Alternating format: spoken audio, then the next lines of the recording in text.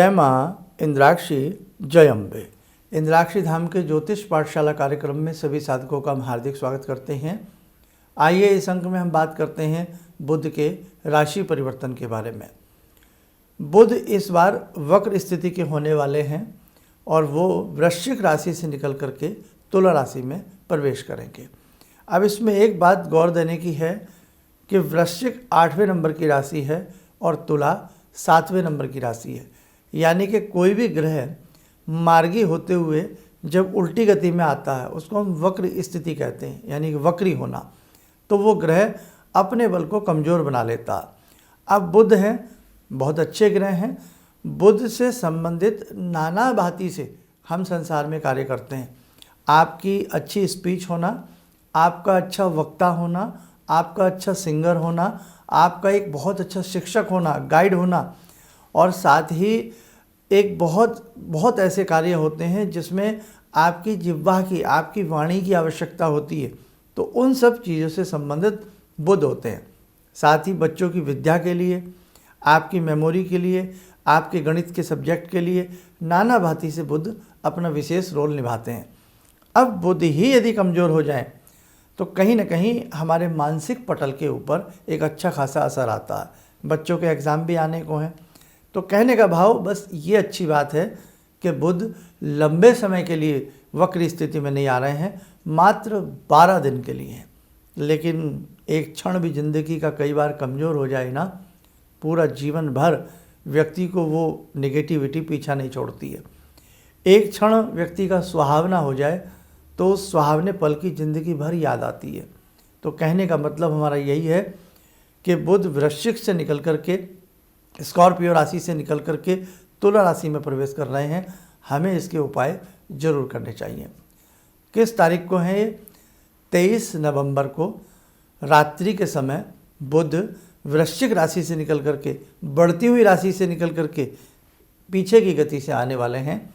तो हमें उस समय किन किन बातों का ध्यान रखना है वो भी हम आपको बताएंगे। तो आइए सबसे पहले आप आज का पंचांग देखें। 21 नवंबर सन 2025 दिन शुक्रवार, संवत 2082, माघ शीर्ष का महीना, शुक्ल पक्ष, तिथि आज प्रतिपदा है जिसको हम पड़वा भी कहते हैं। नक्षत्र अनुराधा, राहु काल 10:30 से 12, दिशा शूल पश्चिम दिशा।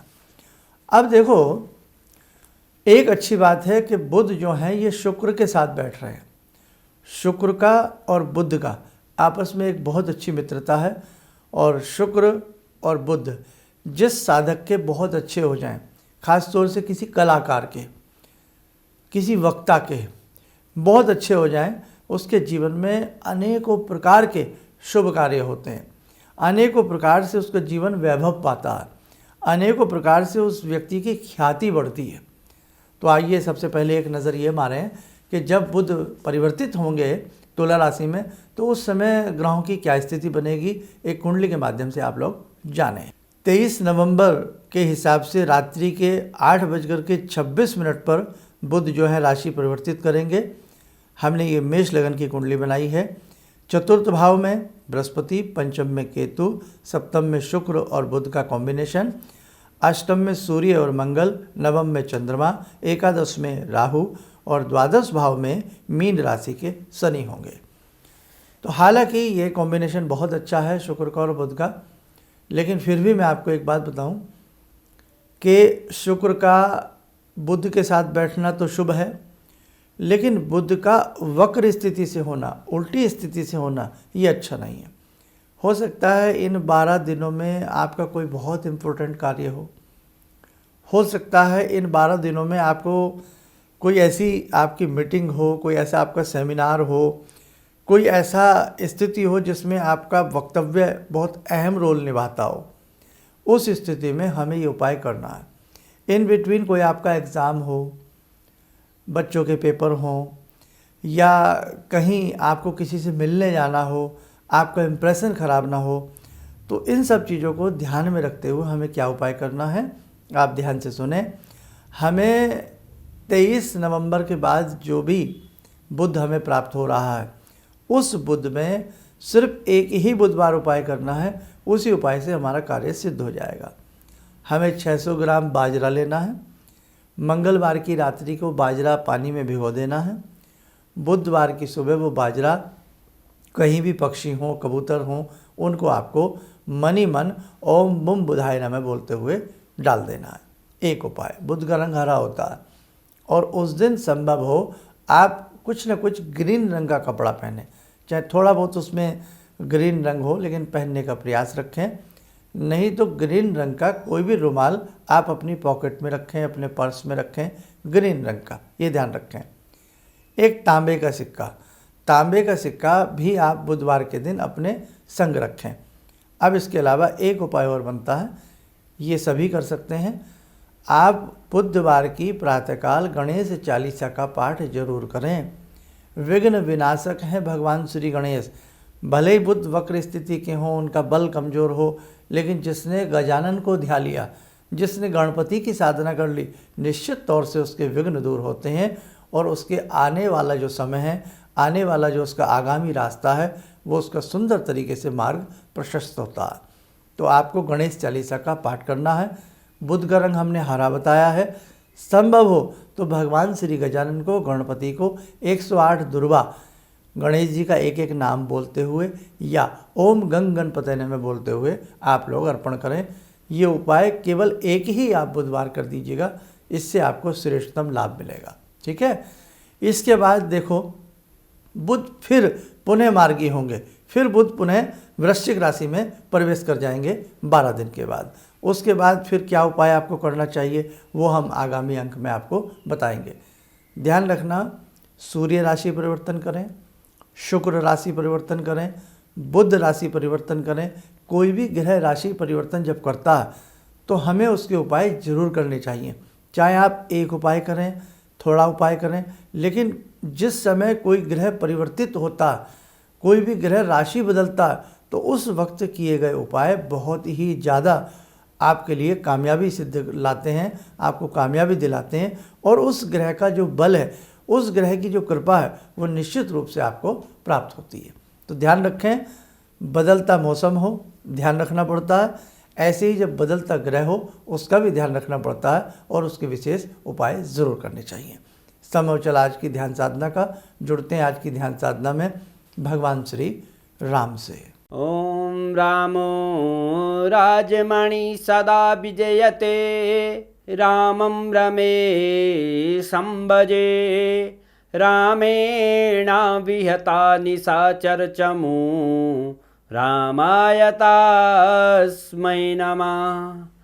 रामानास्ति परायणं परतरं, रामस्य दासोऽम्यहम्। रामे चित्तलया सदा भवतु मे, भो राम मामुद्धर। राम रामेति रामेति, रमे रामे मनोरमे, सहस्रनाम तत्तुल्यं, राम नाम वरानने। आदो राम तपोवनं दिगमनं, हत्वा मृगं काञ्चनं, वैदेहीहरणं जटायुमरणं, सुग्रीवसंभाषणं। बाले निग्रहणं समुद्रतरणं, लङ्कापुरे दाहनं, पश्चात् रावणकुम्भकर्णहननम्, एतद्धि रामायणम्, एतद्धि रामायणम्। कवच बना लें, ध्यान करें, राम जी का शुभ आशीष हम सबके ऊपर बरस रहा है।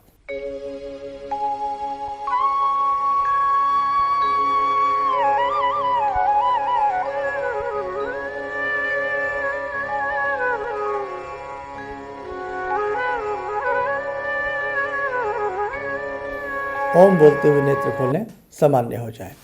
तो हमने आपको जो बताया है, ये बुधवार के दिन ही आपको उपाय करना है।